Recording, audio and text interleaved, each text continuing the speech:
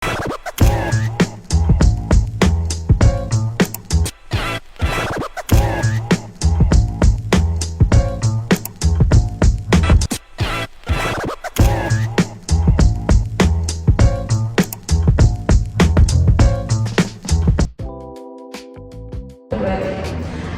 ASN dan teman seperjuangan, selamat datang di podcast ASN Bersuara, ruang diskusi seru bareng kita para CPNS yang siap mengabdi untuk bangsa. Bareng saya Hana.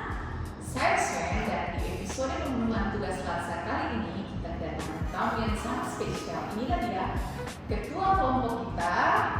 Halo Kak. Halo Kakak Sven, Kakak Hana.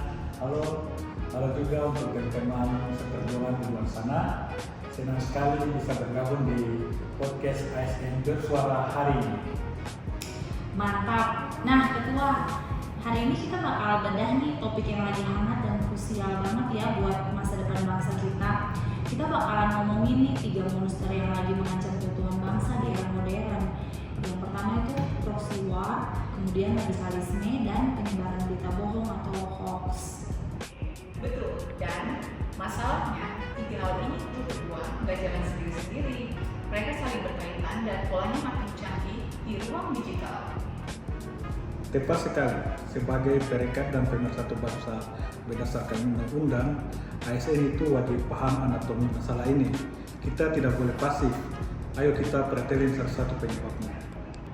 Oke, kita mulai dulu dari yang skala global ya, dari proxy war atau perang proxy. Buat yang belum tahu nih, ini kan perang di mana-mana. Pihak yang bertikai itu nggak berhadapan langsung, tapi pakai pihak ketiga. Nah, Sven, kenapa sih isu ini makin subur di Indonesia? Penyebabnya ada 2. Nah, yang pertama perebutan sumber daya alam. Tahu kan Indonesia itu kaya banget, jadi magnet buat kepentingan asing. Yang kedua, pergeseran medan tempur ke ruang cyber. Musuh nggak lagi pakai tank, tapi pakai opini publik, infiltrasi budaya, dan ada domba kelompok di dalam negeri supaya kita lemah dari dalam. Betul yang dibilang Kakak Sven. Di era digital, proxy war ini bentuknya asimetris. Sasaran utamanya adalah pola pikir masyarakat. Ketika masyarakat kita gampang diadu domba, disitulah pertahanan bangsa kita mudah rapuh. Ngeri juga ya. Nah, kelemahan dalam negeri itu yang sering dimanfaatin buat isu kedua kita ini, radikalisme. Kenapa sih masyarakat kita tuh bahkan pahit-pahitnya ya, oknum ASN yang bisa terpapar paham radikalisme? Ketua gimana? Oke, kalau dari kacamata kepemimpinan dan pengawasan, radikalisme ini biasanya tumbuh subur karena ada 3 faktor. Yang pertama, faktor polarisasi politik dan sosial. Itu adanya rasa ketidakadilan atau kekecewaan terhadap sistem yang kemudian digoreng oleh kelompok tertentu. Yang kedua, krisis identitas dan literasi keagamaan yang dangkal, seperti belajar agama secara instan lewat potongan video pendek di medsos tanpa di cross-check ke ulama atau tokoh-tokoh agama yang berkompeten gitu. Untuk yang ketiga, itu berpihak pada satu kelompok, keengganan untuk berbaur dengan kelompok yang berbeda begitu. Poin kedua yang dibilang ketua ini menarik.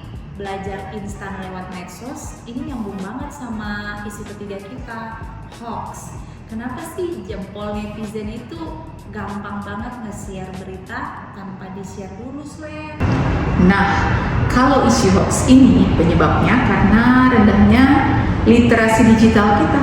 Ditambah lagi ada fenomena psikologis namanya bias konfirmasi, kecenderungan orang untuk langsung percaya informasi yang cocok dengan opininya, peduli amat itu asli atau palsu. Ditambah lagi algoritma media sosial sekarang menciptakan echo chamber di mana kita cuma dikasih lihat hal yang kita sukai aja. Wah, kalau dibiarin 3 kombinasi ini bisa bikin retak bangsa kita. Nah, sekarang di depan kita sudah ada ketua nih sebagai CPNS dan agen perubahan. Apa sih rekomendasi konkret yang bisa kita tawarkan buat menyelesaikan masalah ini, Ketua? Nah, ini esensi dari tugas Latsar kita. Berdasarkan fungsi ASN di Undang-Undang Nomor 20 Tahun 2023 sebagai pelaksana kebijakan, pelayan publik, dan pemersatu bangsa. Kita membaginya menjadi 3 pilar. Coba Kakak Swen, pilar pertama apa? Siap Ketua. Pilar pertama adalah edukasi dan literasi digital. Arti konkretnya menggalakkan gerakan saring sebelum sharing. ASN harus jadi role model yang tidak ikut menyebarkan berita hoax dan aktif mengedukasi masyarakat menggunakan kanal resmi seperti Kominfo. Bagus. Untuk melawan radikalisme, kita masuk ke pilar yang kedua.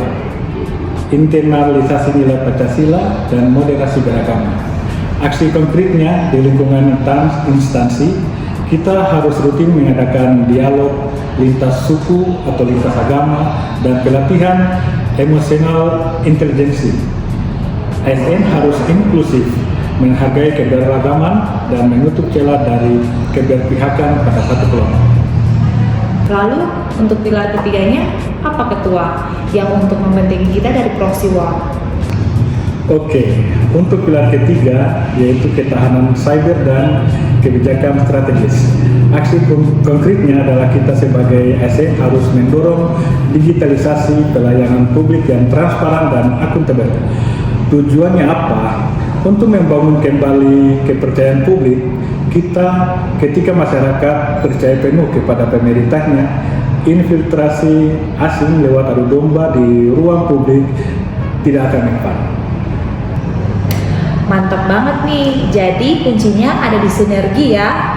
Kita sebagai ASN itu bukan cuma jadi penonton, tapi jadi benteng pertahanan yang pertama di ruang digital. Betul, nah. Bela negara zaman sekarang ini bukan lagi soal angkat senjata, tapi soal bagaimana kita bijak menjaga jempol, menjaga pikiran tetap terbuka, dan terus berkomitmen pada NKRI. Oke, baik. Saya berpesan untuk Kakak Hana sama Kakak Swen dan seluruh rekan-rekan CPNS dimanapun berada, jadilah ASN yang adaptif dan cerdas digital.